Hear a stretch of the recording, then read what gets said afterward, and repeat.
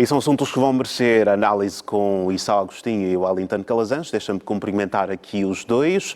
Boa noite, Wellington, e bem-vindo mais uma vez também aqui à hora 10 da noite. Boa noite, Dorival Aleixo, boa noite, Sal, e boa noite a você assistindo a Hora 10, aqui no canal TPA Notícias. É sempre bom estar aqui.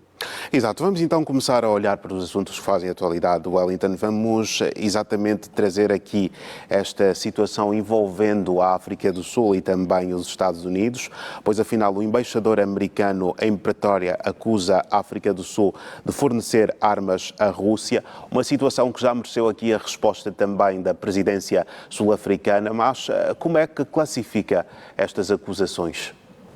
Olha, se formos olhar do ponto de vista da soberania da África do Sul, é um direito da África do Sul manter relações comerciais, porque armas é comércio e os norte-americanos sabem exatamente o que isso significa. Aqui a Suécia também é um país que vive muito de venda de armas e equipamentos militares. Então, se formos ver por esse prisma, é uma intromissão à soberania da África do Sul. Em segundo plano, podemos analisar que é uma tentativa de tornar esse problema na Ucrânia um problema global, envolvendo outros países, pressionando outros países, especialmente a África do Sul, por ser membro dos BRICS, né? Juntamente com Brasil, Índia e China, e com isso iniciar aí uma sequência de ataques aos sul-africanos que irão sediar uma cúpula dos BRICS em agosto deste ano, e também a partir de uma condenação de um tribunal que é internacional, mas que os norte-americanos não são signatários, os russos não são signatários, que condenou aí Putin por crimes de guerra e etc., tudo isso que já sabemos, e que ninguém vai ter coragem de prender Putin, mas que vai ficar nesse teatro ocupando a imprensa a partir de uma possível, eventual, necessária ou delicada prisão de Vladimir Putin na visita dele na cúpula dos BRICS em agosto. Então, Dorivaldo, isso aqui é mais uma tentativa de intervir em outros países, impor condições para que os países não tenham o direito de escolha nas suas estratégias na política internacional, e com isso os sul-africanos têm mesmo que exercer o seu direito de defesa, mas tem que se preparar para o pior, porque esse tipo de pressão, recentemente comentamos aqui no programa Hora 10, a tentativa da União Europeia pressionar a China em relação a os eventuais apoios que vem dando à Rússia. E agora, os norte-americanos tentando pressionar a África do Sul. E vai ser assim com diferentes países, países que se declaram neutros, países que não apoiam o posicionamento, a estratégia da União Europeia, dos países membros da NATO, em relação à Rússia, irão sofrer pressão de todo tipo, porque também são países em desespero que tentam, de qualquer maneira, isolar a Rússia, algo que é muito pouco provável que aconteça. Wellington, muito obrigado aqui pelo comentário. Wellington, Zelensky tem realizado já uma série de visitas a países europeus. O que é que esta visita agora aqui à Itália, onde prevêem-se 2 encontros de alto nível, um com o presidente italiano e outro com o Papa Francisco, poderá então trazer de diferente? E depois também trazendo já um assunto que faz parte também deste pacote de mediações ou de visitas. Claro que a deslocação de Zelensky à Itália poderá não significar apenas isto, mas há também aqui o facto da China ter anunciado que vai enviar um enviado especial, passo o pleonasmo, à Ucrânia para a busca de uma solução para o fim da guerra. Bem, o que podemos esperar é que o Zelensky, aproveitando que o Vaticano é um Estado da Igreja Católica, né? Ele não vá para a Itália acender uma vela para Deus e outra para o diabo, né? Não adianta pedir arma às autoridades políticas da Itália e depois ir ao Vaticano encontrar o Papa e falar em paz. Ou ele vai com uma agenda de paz ou ele vai com agenda de guerra. Certo. Se for com agenda de guerra, a viagem será mais do mesmo, porque tem sido o único apelo repetido, como aqueles discos antigos, né, de vinil, que as pessoas repetiam até que ele furasse, de tanto que tocava.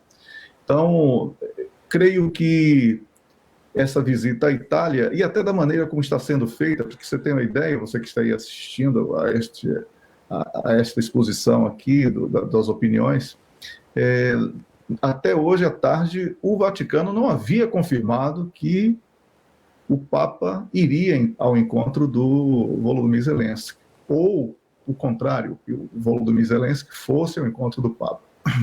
O que já caracteriza, Dorivaldo, uma certa fragilidade de imagem, uma desorganização, um improviso, porque uma viagem de um estadista para outro país, ela normalmente ela é precedida de preparativos, de toda uma sequência, e alguns podem argumentar que é porque a situação da Ucrânia não permite uma organização prévia. No entanto, pelo menos uma agenda definida de com quem ele iria falar já deveria ter sido, pelo menos, confirmada. Então, isso já mostra também algum certo desgaste de imagem para aquele Zelensky que era recebido com aplausos de pé nos parlamentos até alguns meses atrás. Em relação à China, perdão, a China mostra mais uma vez que é um país que tem procurado o diálogo e quer assumir um protagonismo internacional, sendo um país capaz de promover a paz. Com isso, Dorivaldo, a China passa a incomodar muito mais, porque o mundo, de um modo geral, anda cansado de guerras. As populações do planeta cobram estabilidade dos seus governantes, e sem o diálogo, essa estabilidade não será possível. E os chineses, né, de olho nessa demanda internacional a ser preenchida, têm repetido jargões de paz, apresentado propostas de paz e etc., insistido e agora enviando um dos mais importantes diplomatas do país para a Ucrânia na busca de paz. E olha que ele não vai visitar apenas a Ucrânia, ele vai visitar outros países também na busca de soluções para a Ucrânia. Ele vai a Polônia, França, Alemanha e Rússia também. Isso quer dizer, Dorivaldo, que a China tenta se consolidar aos olhos de todos os países, não apenas aqueles que serão visitados, como de todos que acompanham as movimentações na Ucrânia, como um país que tem uma agenda definida de promoção do diálogo. E isso é um diferencial muito grande em tempos de pós-pandemia, crise econômica, instabilidade e fatiga das populações que não querem guerra. Essa é a opinião que eu tenho. Certo. Wellington, a disputa eleitoral na Turquia, já ultrapassa neste momento fronteiras e tensão já é, inclusive, a palavra de ordem na imprensa internacional, digamos, na imprensa de todo o mundo. O que é que podemos, de facto, esperar desta disputa presidencial na Turquia, que está agendada já para o próximo domingo, no dia 14? Dorivaldo, vai haver uma disputa bastante ranhida, como costumamos falar aqui, na expressão do português preferencial de Angola e Portugal. Não é? No Brasil usamos acirrada. Né? Certo. E essa disputa, eu acredito que toda essa suspeita em torno de uma expressão da imprensa internacional, ligeira vantagem da oposição, ela não deva se confirmar. Eu acredito que o Recep Erdogan será reeleito, não sei se já na primeira volta, mas ele possui já toda uma capacidade de estar presente em todo o país, e ainda que tentem falar sobre uma certa demora na ação do terremoto. Terremoto é tragédia, ninguém pode estar pronto para uma tragédia daquela proporção, não é? E, de certa forma, a população sabe disso.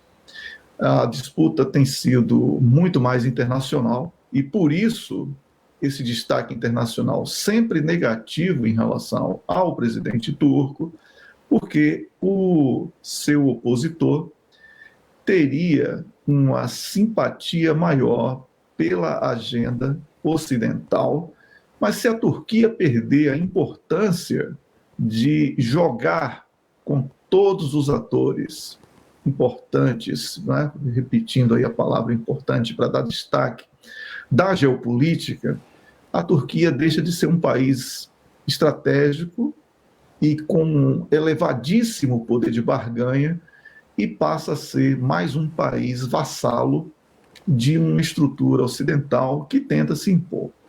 Então, eu acredito que todos os movimentos do xadrez político nesse momento, e aí incluo com muito destaque a questão da Turquia, uma eleição presidencial na Turquia, sempre vai merecer uma apreciação, Dorivaldo, sob a perspectiva dos interesses de China, Rússia e um bloco que é formado aí com outros países que se aproximam desses dois, em contrapartida aos interesses de União Europeia e NATO, como temos visto até mesmo na questão da África do Sul, quando comentamos aqui no início desta nossa participação dentro do Hora 10 de hoje. Então, Dorivaldo, claro que é muito arriscado falar um palpite, e eu também não gosto disso. Eu faço análise política, eu não faço aqui